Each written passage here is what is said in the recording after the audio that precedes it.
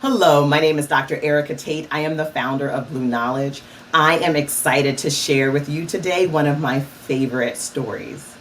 Curious about who I'm dressed as? Let me give you a hint.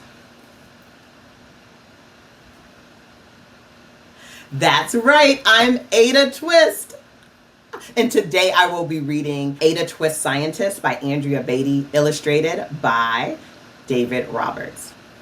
Ada Marie said not a word till the day she turned 3. She bounced in her crib and looked all around, observing the world and not making a sound. She learned how to climb and made her big break with a trail of chaos left in her wake. She ran through the day chasing each sound in sight and didn't slow down till she conked out at night. Her parents were frazzled, but tried not to freak as Ada grew bigger and still did not speak. Clearly, young Ada, with lots in her head, would have something to say when it ought to be said. That's just what happened when Ada turned 3. She tore through the house on a fact-finding spree and climbed up the clock just as high as she could. Her parents yelled, "Stop!" as all good parents would. Ada's chin quivered, but she did not cry. She took a deep breath, and she simply asked, "Why? Why does it tick and why does it talk? Why don't we call it a granddaughter clock? Why are there pointy things stuck to a rose? Why are there hairs up the inside of your nose?"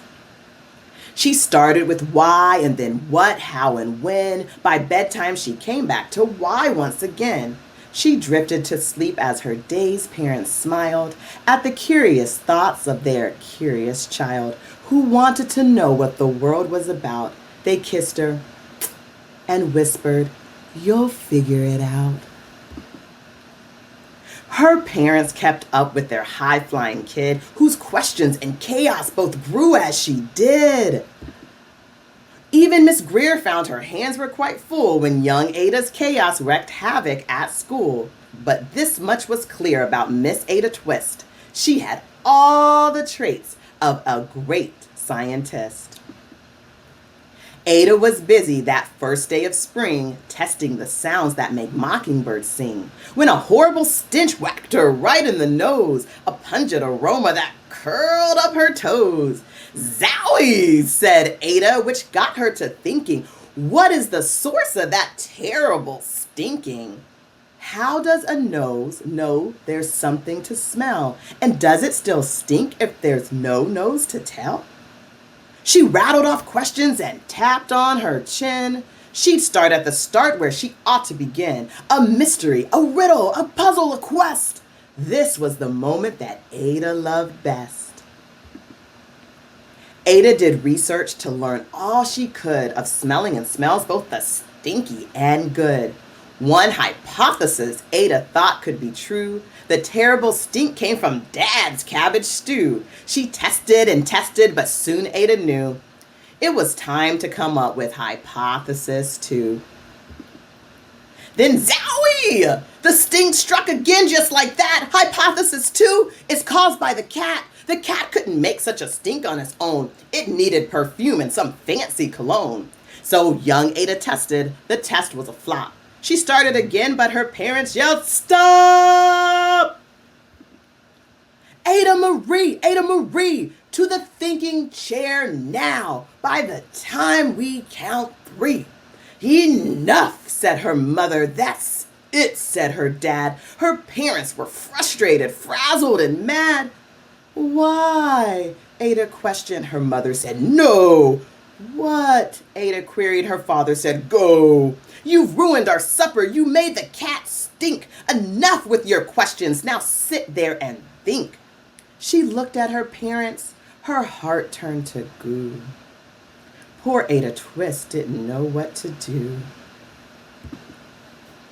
She sat all alone by herself in the hall, and Ada once more could say nothing at all.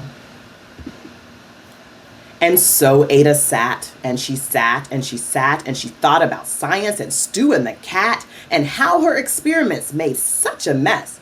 Does it have to be so? Is that part of success? Are messes a problem? And while she was thinking, what was the source of that terrible stinking?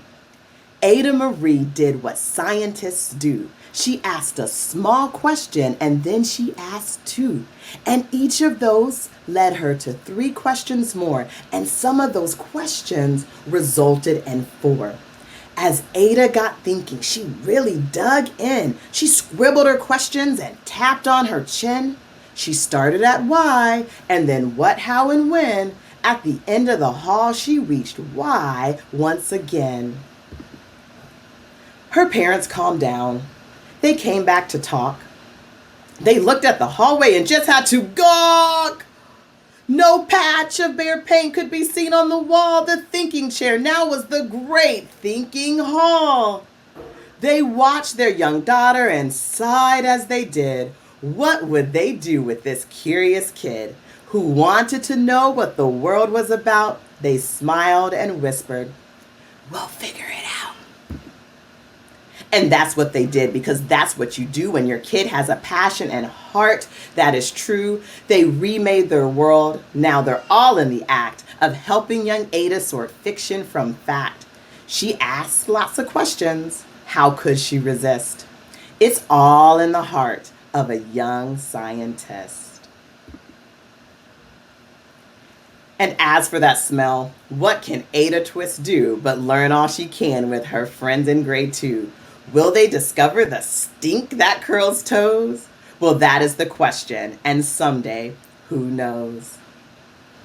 Well, Ada and I hope you enjoyed our reading of Ada Twist Scientist. Please be curious and go explore the world. Have a great day.